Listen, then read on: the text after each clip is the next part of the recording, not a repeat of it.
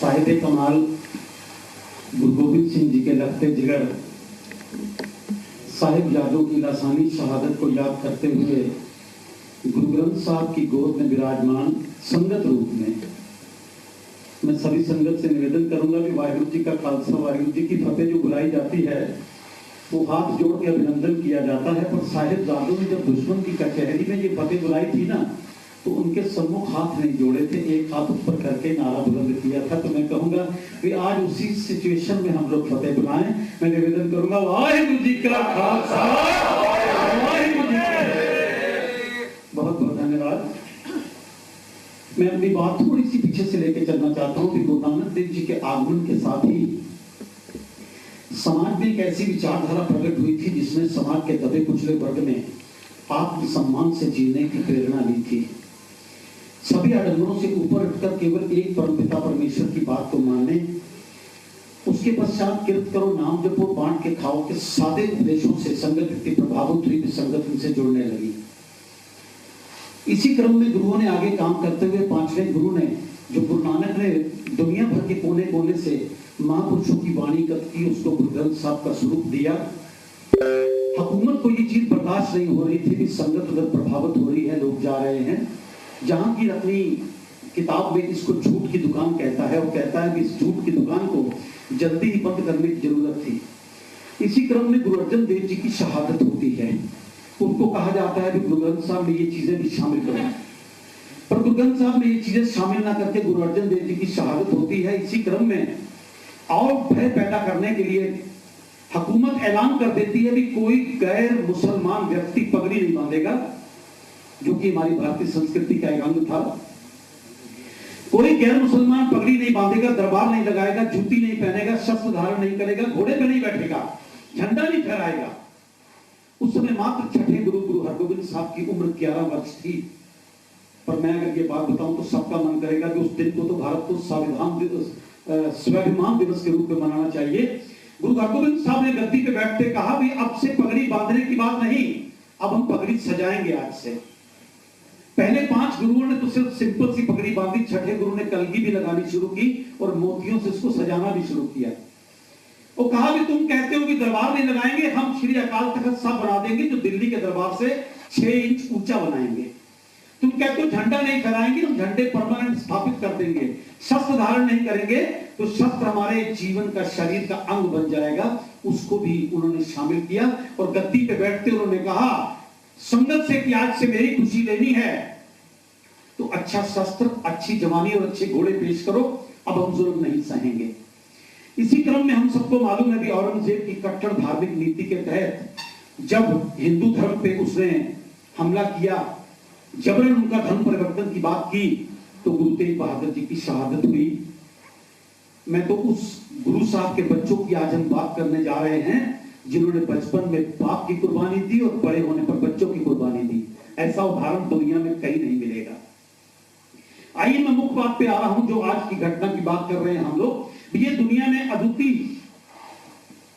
इसके बराबर की कोई शहादत नहीं। ऐसा नहीं कि 7 साल से 9 साल के छोटे बच्चों की शहादत नहीं हुई। एक शहीद किया जाना और एक शहीद होना, दोनों में बहुत फर्क है। बहुत से छोटे बच्चों की माताओं की गोद से उछाल के नेजे में टांगे गए, बच्चों में टांगे गए, बहुत छोटे बच्चों की शहादत हुई है। पर यह शहादत इसलिए अद्वितीय है क्योंकि इसमें ऑप्शन थी, बच्चों को दी गई थी कि अगर तुम अपना धर्म छोड़ देते हो तो तुमको राजकुमारियों के साथ तुम्हारी शादी करवाएंगे, बड़ी बड़ी जागीरें तुम्हारे नाम पे लगाएंगे, तुम धर्म छोड़ दो। पर वो 7 साल 9 साल के बच्चे अड़ी रहे। उस घटना पे आते हुए कि गुरु गोविंद सिंह जी ने अपने जीवन में 14 लड़ाइयां लड़ी। जब हुकूमत ने सारे आसपास के रियासतों के राजाओं को और फौजों को इकट्ठा करके अनंतपुर किले को घेर के समूचा सर्वनाश करने की प्लानिंग की, 7 महीने अनंतपुर के किले को लाखों फौजों ने घेर रखा। पर जब वो कब्जा नहीं कर पाए, प्रेस्टीज की बात बन गई, तो उन्होंने गुरु गोविंद सिंह जी को संदेशा भेजा कि आप अनंतपुर का किला छोड़कर चले जाएं, हमारी फौज आपको कुछ नहीं कहेगी। उन्होंने धर्म ग्रंथों पे हाथ रख के उसकी बात पे विश्वास करते गुरु गोविंद सिंह जी ने अनंतपुर का किला छोड़ा। जैसे ही अनंतपुर का किला छोड़ा, दुश्मन ने अपनी सारी शर्तें, अपनी सारी कस्में भूल के उनको पीछे से हमला कर दिया। 1500 सिखों ने आनंदपुर का किला छोड़ा था।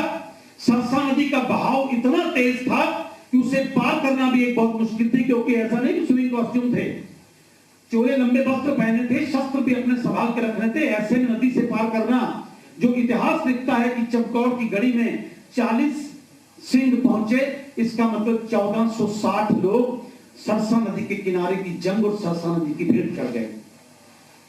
इस स्थिति में परिवार कई हिस्सों में बंट गया। गुरु गोविंद सिंह जी के छोटे साहिबजादे और माता गुजरी जी नदी नहीं पार कर सके, नदी के किनारे किनारे एक तरफ चल दिए। बड़े साहिबजादे और 40 सिंह चमकौर की एक छोटी सी गढ़ी में पहुंच गए। दुश्मन ने वहां भी घेरा डाल दिया, जहां पे भयंकर जंग हुई। गुरु गोविंद सिंह जी उस जंग को और लंबे समय तक और टालने और डट के मुकाबला करने की प्रेरणा देने के लिए 5-5 सिंहों के जत्थे भेजते रहे। जो गुरु गोविंद सिंह के 5 प्यारे थे, उसमें 3 प्यारे भाई हिम्मत सिंह जी, भाई मौकम सिंह जी, भाई साहिब सिंह जी वहीं पर शहीद हुए। चीज देखिए, दुनिया में और भी हमने इतिहास सुना है, पर बाबा अजीत सिंह जी जब गए हैं जंग में, बड़ा बेटा, आप भी सोचते हैं भी मेरे 4 ही बेटे हैं, बड़ा बेटा जब जंग में गए हैं तो सैकड़ों जख्म उनके सीने पर थे। उनकी बहादुरी देख के दुश्मन भी चौंक गए।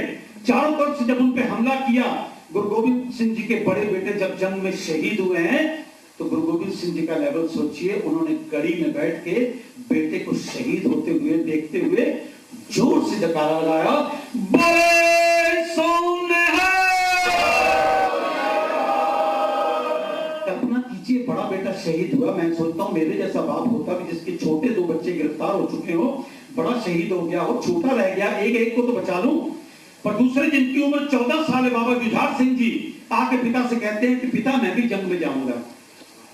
गुरु गोविंद सिंह जी उसको गले लगा देते हैं कि बेटा अगर मैंने तुमको जंग में भेजा होता तो इतिहास और होता कि बच्चे को जंग में झोंक दिया।